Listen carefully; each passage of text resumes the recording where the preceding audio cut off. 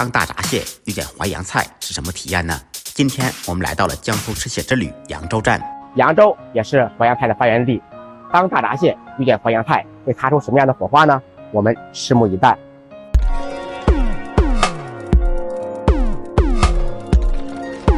第一道菜也是他们家的招牌菜，二小姐爱吃的六月黄，我们要的小份88一份。蟹的口味咸香麻辣，可能更适合年轻人。满膏满黄的大闸蟹，拍粉炸制，再放洋葱、年糕、麻辣酱炒制而成。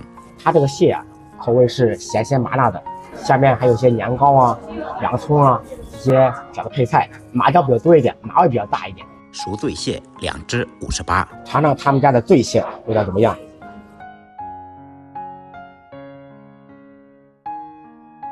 他们家的醉蟹啊，味道非常足，但是呢，酒味基本上吃不出来，而且这个黄啊非常肥，吃到嘴里啊，满满的都是香味。清蒸湖蟹个头还是比较大的，2只78，我们要的是公蟹，膏还是比较肥的。我发现螃蟹的东西啊，永远都吃不腻，不仅是膏肥，而且肉也非常饱满。因为蟹的寒性比较大，所以呢，不能总吃蟹。我们要适当的吃一点姜醋。淮扬菜代表菜蟹粉狮子头1只28。这道狮子头我感觉挺一般的，吃到嘴里没有鲜味也没有香味，汤的味道也不浓，比较寡淡，味道不尽人意，但是口感还是可以的。我又尝了一口，实在勾不起我吃第3口的欲望。秘制糟花螺49一份。这道菜无论是食材的处理还是口味都非常不错，螺肉筋道弹牙，香味十足，这一份都不够我吃。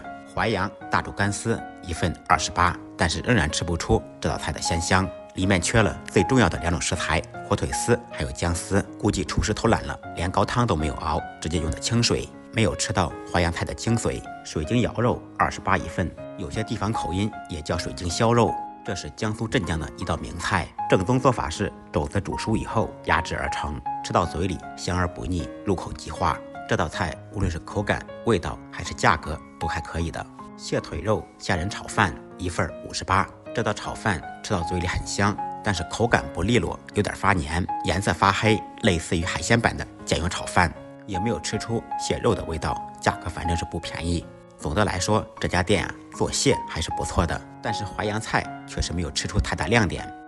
价格在扬州来说也算中规中矩吧。有没有扬州的朋友推荐一下哪家淮扬菜馆子做的比较好呢？今天的视频就到这里了，感谢大家的支持点赞，再忙再累记得按时吃饭，下期视频见，拜拜。